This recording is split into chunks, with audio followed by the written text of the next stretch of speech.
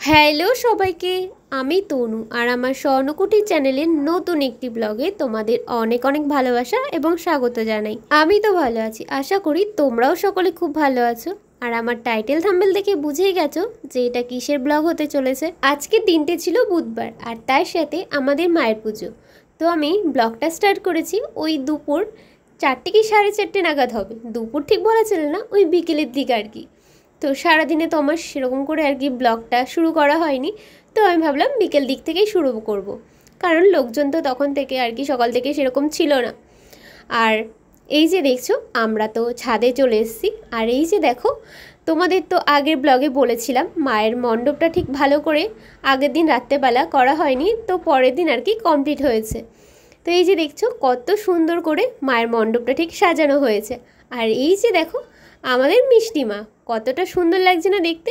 তোমাদের তো আগের ব্লগে শেয়ার করা হয়নি মায়ের মানে কপালের কলকাটা, তো তোমরা দেখলে যে মায়ের কলকাটা করে কতটা সুন্দর লাগছে দেখতে। আর এই যে দেখো আমি এখানে আলপনা করব, তাই আলপনা করার জন্য দিদি এখানে আমাকে আবার খড়িমাটি গুলিয়ে দিয়েছিল। তারপর আমি বসে গেলাম আলপনা দিতে। আমি না মাঝখানের দিকটা আলপনা দেওয়ার জন্য বসেছিলাম, তো কিছুটা আর কি রাউন্ড মতোও করে ফেলেছিলাম। তো দিদি বললো যে এখানটায় আর কি মায়ের ঘর তো বসবে না, তুই সামনের দিকটায় কর। তারপর আমি সামনের দিকটায় চলে আসি। আর তখন আর কি ফোন দেখেই আর কি আমি আলপনাটা দিচ্ছিলাম, তো দেখছিলাম কোনটা আর কি করবো। তো এই আলপনাটাই সামনে চলে আসলাম, থাকি এই আলপনাটাই করি। আর ঠাকুরমশাইও না ততক্ষণে চলে এসেছিলো, আর আমার হাতে ততটা সময় ছিল না। তো এই যে দেখছো আমার আলপনাটা পুরো কমপ্লিট হয়ে গেছে। এই যে সাইডের দিকে ডিজাইনটা দেখছো না, এটা আমি নিজে আর কি মন থেকে করেছি। তো আমার কিন্তু এই আলপনাটা খুব তাড়াতাড়ি মানে আমি শেষ করতে পেরেছিলাম। আমি যখন আলপনা করছিলাম আর ঠাকুরমশাই তো বসেছিল, আমি না মনে মনে ভাবছিলাম, ইস উনি চলে এসছে আর আমার এখনও আলপনাটা শেষ হয়নি। উনি মানে মনে মনে কী ভাবছে কে জানে, কত তাড়াতাড়ি যে আমি আলপনাটা শেষ করলাম তোমাদের আর কি বলে বোঝাতে পারবো না। আমার আলপনা দেওয়া হয়ে যাওয়ার পর বাইরে এসে দেখি আমার ভাই বাবা ওরাও চলে এসছে। এই যে দেখছো আমার ভাই বাবা ওরা। এদিকে আবার শুভ মানে বসার জন্য চেয়ার আগিয়ে দিচ্ছিল, আর জিজুর পিসি পিসামশাইও চলে এসেছিলো তার আগেই। আর এই যে দেখছো পুজোর তো যোগযন্ত্র শুরু হয়ে গেছে, যেহেতু আমাদের তাড়াতাড়ি পুজোটা শুরু হবে। ঠাকুরমশাই তো মায়ের পুজো ওই সন্ধ্যে 7টা কি 7:30 দিক থেকে আর কি শুরু করছে। আমার না ঠিক মনে নেই কখন থেকে আর কি ঠাকুরমশাই পুজো শুরু করেছিল। আর আমরা সবাই মিলে অঞ্জলি দিয়েছিলাম 9টা 9:30টার দিকে। আমি যখন থেকে ব্লগটা স্টার্ট করেছি তখন থেকে এই পর্যন্ত আমরা কেউ আর কি নিচে যাইনি। তো এইদিকে আবার মা আমাকে দুটো ঘর দিয়ে বললো যা একটু জল ভরে নিয়ে, তো আমি এদিকে আবার জল ভরতে গেছিলাম। তারপর আর কি ভাইদের নিয়ে আমি চলে আসি নিচে, যেহেতু আর কি মাম্মাকে খাওয়াতে হবে। তো এদিকে আমি আবার মামার জন্য খাবার বসিয়ে দিয়েছিলাম। তো খাবার হয়ে যাওয়ার পর তারপর ভাইকে দিয়ে দিয়েছিলাম খাওয়ানোর জন্য মাম্মাকে। মাম্মা আবার শুভকে দেখলে মানে কাকার ছেলেকে দেখলে ওর কাছেই তো খেতে চাই, তাই ভাই খাইয়ে দিচ্ছিল এদিকে। তোমরা একটু আগে দেখলে রায় একটা শাড়িতে পিন আপ করছিল, ওটা কিন্তু আমার শাড়ি। ও বসে বসে আমার শাড়িটায় পিন আপ করে দিচ্ছিল, বলছিল যে দাও মাম্মা তোমার শাড়িটা দাও, আমি তোমার শাড়িটায় পিন আপ করে দিই। আর আমাকে বলেছিল নিচে আর কি ফল রাখা ছিল, সেই ফলটা আর কি ওপরে নিয়ে আসতে আর জল নিয়ে আসতে। তো আমি সেইগুলো নিয়ে চলে আসলাম ওপরে। এসে আবার শুনি ঠাকুরমশাই বলছে যে পুজোর এটা নেই তো ওটা নেই, কারণ দিদিরা যেই ঠাকুরমশাইয়ের কাছ থেকে ফর্দ লিখিয়েছিল সেগুলো তো সবই নিয়ে এসেছিলো। আর যেই ঠাকুরমশাই এসছে পুজো দিতে সেটা আবার অন্য ঠাকুরমশাই ছিল, যার কাছ থেকে ফর্দ লিখিয়েছিল তার আর কি ভাই না কে হয় সে এসেছিলো পুজো দিতে, তিনি আসেননি, তাই আর কি একটু গোলমেলে হয়ে গেছে। তারপর আবার এদিকে কিছু কিছু জিনিস যেগুলো বাকি ছিল তো বলছিল সেইগুলো আবার নিয়ে চলে এসেছিলো। তারপরে এইদিকে আমি বেলপাতা বাজতে বসে গেছিলাম। আমাকে বললো যে তুই আর কি বেলপাতা বাজ, নিখুঁত আর কি বাজতে হবে 21টা। তো এইদিকে আমি বেলপাতা বাজছিলাম। ওই পাশে যে কাকিমাটাকে দেখলে না, ওই কাকিমাটাও আমার সাথে বাজছিল, কিন্তু বেলপাতা বাজতে গিয়ে দেখি মানে কি একটা না একটা পাতায় আর কি ফাটা ছিল। তো এদিকে আবার জিজুকে বলায়, জিজু আবার বেলপাতা আনতে গেছিলো। তোমরা তো কিছুক্ষণ আগে দেখলে যে মা রেডি হয়ে গেছে, তো মা ওপরে যাওয়ায় মা বললো যে তুই নিচে চলে যা, তুই নিচে গিয়ে রেডি হতে থাক। তারপরে আমি চলে আসি নিচে মাম্মাকে নিয়ে। তো এইদিকে তো তোমরা কিছুক্ষণ আগে দেখলে যে রাই আমার শাড়িটা পিন আপ করে দিচ্ছিল। তো এই যে দেখছো যে রাই আমাকে এখন শাড়ি পরিয়ে দিচ্ছে, ওই কিন্তু পুরো শাড়িটা আমাকে আজকে পরিয়ে দিয়েছে। আর এইদিকে মাম্মাকে দেখো, ওর দুষ্টুটা আর কি দেখো। আমি তো এদিকে সাজছি, এখন সেও সাজবে, তাই একাকাই আয়নার সামনে দাঁড়িয়ে নিজে রেডি হচ্ছিল, মানে একাকাই লিপস্টিক পরছিল, দেখলেই ওর মুখের অবস্থাটা কি। তারপর দেখো এই যে দিদিকেও রায় কিন্তু শাড়ি পরিয়ে দিয়েছে, ও এত সুন্দর করে সবাইকে শাড়ি পরিয়ে দিয়েছে, সত্যি বলার মতন, আমার তো খুব পছন্দ হয়েছিল। তারপর এইদিকে আবার সৌরভকেও ধুতি পরিয়ে দিয়েছিল। আর এই যে দেখছো আমার তো ফাইনাল লুকটা, তো তোমরা কিন্তু কমেন্ট করে জানিও যে আমার সাজটা ঠিক কেমন হয়েছে। তারপরে আমরা চলে আসি ওপরে এসে সবার সাথে একটু দেখা করে তারপরে আমরা চলে যাই মায়ের ভোগের প্রসাদ আনতে। আমরা যখন নিচে রেডি হচ্ছিলাম তো দিদি বলল যে আমরা মায়ের ভোগের প্রসাদ আনতে যাব, তুই কি আমাদের সাথে যাবি? তো আমি বললাম যে হ্যাঁ, আমি তোমাদের সাথে যাব। তো এই যে দেখছো আমরা তো সবাই বেরিয়ে পড়েছি মায়ের ভোগের প্রসাদ আনতে। আমি যাচ্ছিলাম, দিদি, জিজু আর দিদির দেওর আর দিদির শাশুড়ি, তো আমরা এই কজনই আর কি যাচ্ছিলাম।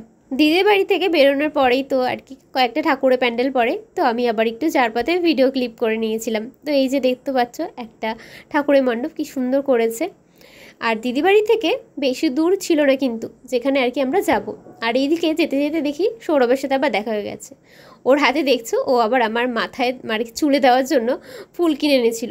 ও যেই ফুল কিনে এনেছিল আমি তো আর মাথায় দিইনি, মানে ওকে আনতে বলেছিলাম হচ্ছে জুঁই ফুলের মালা, ও আমার জন্য কি নিয়ে এসছে জানো? ও আমার জন্য নিয়ে এসছে রজনীগন্ধা ফুলের মালা।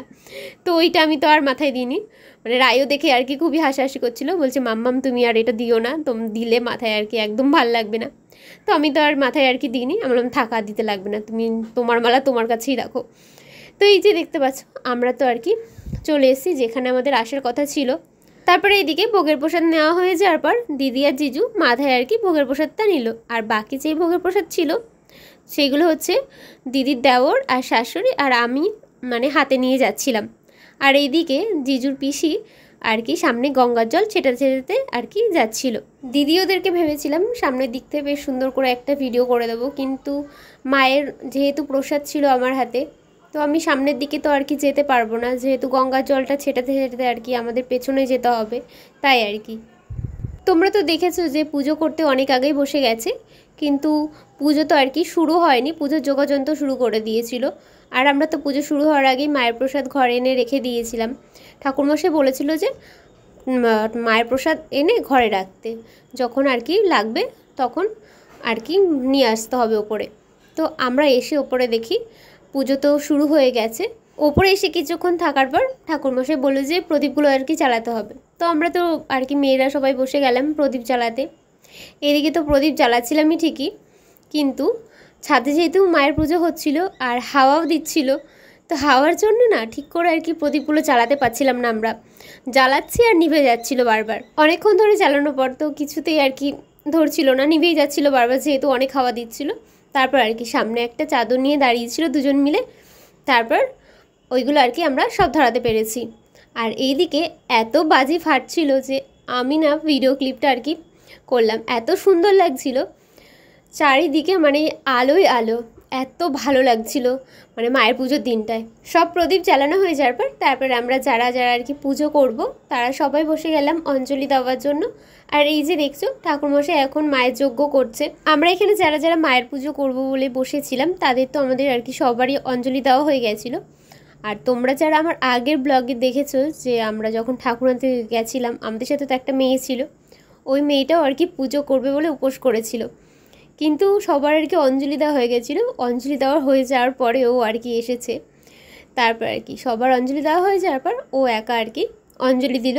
আমি এই প্রথমবার মায়ের পুজো করছি, যখন আমি পুজো করছিলাম এতটা ভালো লাগছিল তা বলে বোঝাতে পারবো না। পুজো করে সত্যি পুরো মনটা পুরো ভরে গেল।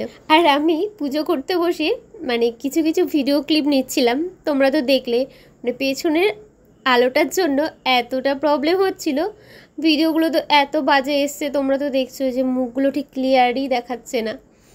তো যাই হোক কি করা যাবে, কোনো রকমে তো ভিডিওগুলো আর কি তুলেছিলাম। তারপর এইদিকে আবার ঠাকুরমশাই জিজুকে ডেকেছিল মায়ের পুজোর কোনো একটা কাজে। এরপর তো আমাদের পুজো শেষ হয়ে গেছে, আর ঠাকুরমশাই যখন এসছিল পুজো দিতে তখন থেকে শুরু করে পুজো শেষ পর্যন্ত ওনার যে কত কল আসছিল, মানে অন্য আর এক জায়গায় পুজো দেওয়ার জন্য উনি যে এত তাড়াহুড়ো করে পুজোটা দিচ্ছিল তোমাদেরকে বলে বোঝাতে পারবো না যে কি তাড়াহুড়ো করছিল। মায়ের পুজো করছে, এত তাড়াহুড়ো করে পুজো দিলে হয়? তোমরাই বলো একবার। দিদিরা ভেবেছিল পুজোর পরের দিন খাওয়া দাওয়ার আয়োজনটা করবে আর কি, কিন্তু ওই দিন করা হলো না, একদিনেই আর কি আয়োজনটা করা হয়ে যাওয়ার পর তারপর আমি নিচে গিয়ে মামার জন্য খাবার এনেছিলাম। ও তো আর কি একা একা ঘরে বসে খাবে না, সবার সাথে আর কি বসে খাবে, সবাই যেহেতু ওপরে বসে খাচ্ছিল।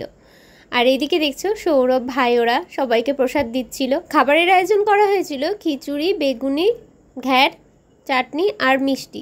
আর আমার ব্লগটা ছিল কিন্তু আজকের মতো এই পর্যন্তই। তোমাদের ব্লগটা কেমন লাগলো অবশ্যই কিন্তু কমেন্ট করে জানিও আর লাইক করে দিও।